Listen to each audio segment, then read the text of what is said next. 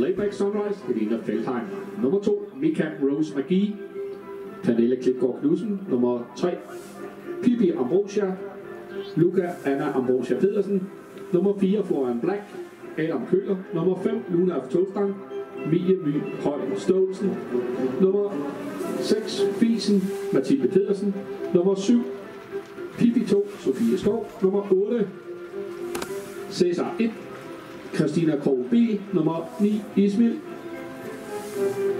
Lea Anne Ambrosia Pedersen. Nummer 10, Kadans Bertram Klarborg Klemmesen.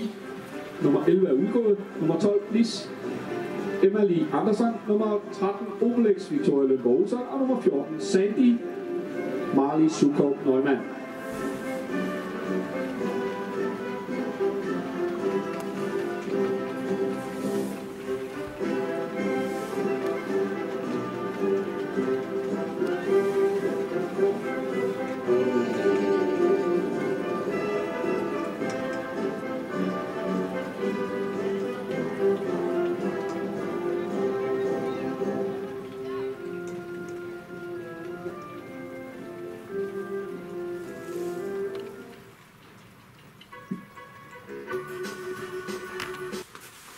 Yderbane. Bagsnor.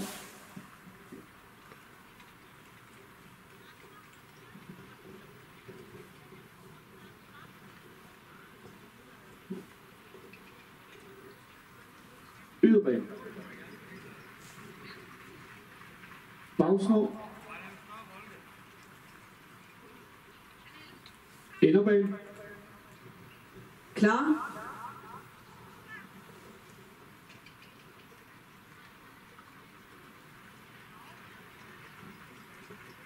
Et. 2. Kør. Så gik starten til eftermiddagens 6. løb, hvor det er med Layback Sunrise til front, og det er den, så blev der galop på nummer 4, Florians Black. Men den beholder sin anden plads, Florians Black, foran nummer 3, Pippi Ambrosia. Derefter så har vi 2, Mika Rose McGee. Vi skal bede Adam Køller om at samle sin line op. Og så Adam Køller skal samle sin line op. Men det er stadigvæk med Layback Sunrise førende, og det er den foran Florians Black. Så er det Pippi Ambrosia. Udsporen er det nummer 5, Luna af Togstang. Så bag ved dem, så er det nummer 2, Mika Rose McGee. Så er det Fisen. Og en galop for nummer 2. Og der er galop for nummer 6. Derefter længere tilbage, det er det nummer 8, Cæsar 1. Program nummer 14. Sandy er diskvalificeret for galop. Men det er stadigvæk med Layback Sunrise førende, og det er den foran Florians Black. Derefter der er det så nummer 5, Luna af Togstang. Derefter så er det nummer 4, Pippi Ambrosia. Så udvendigt er det Fisen. Derefter er det nummer 2, Mika Rose McGee. Program nummer 14 er diskvalificeret for galop og skal trække sig ud af løbet. Altså nummer 14 er diskvalificeret for galop og skal trække sig ud af løbet. Men det er stadigvæk Layback Sunrise førende, og det er den foran Florians Black. Derefter så har vi nummer 5, Luna af Togstang, som udvendigt for sig har. Så blev det galop for Pippi Ambrosia. Men det er nu Florians Black, der tager over, og det gør den foran Layback Sunrise, så er det Fisen. Derefter så har vi Luna af Togstang.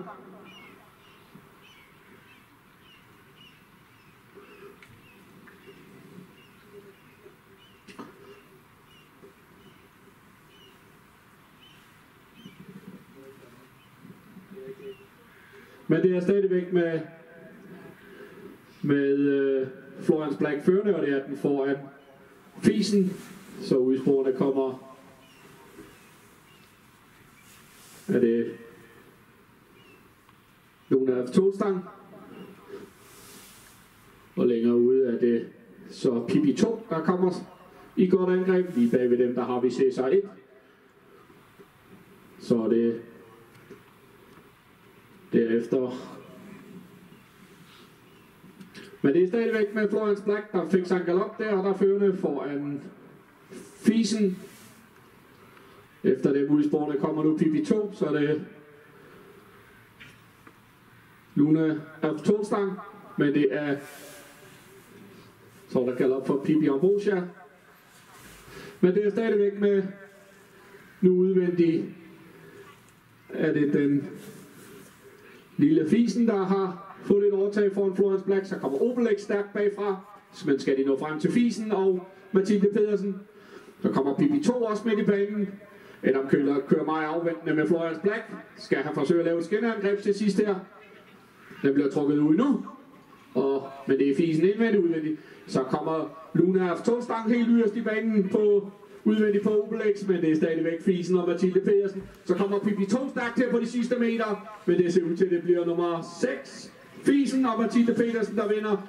Så blev der målgalop for nummer 7, så det bliver 4, 13, 5, 8, 9.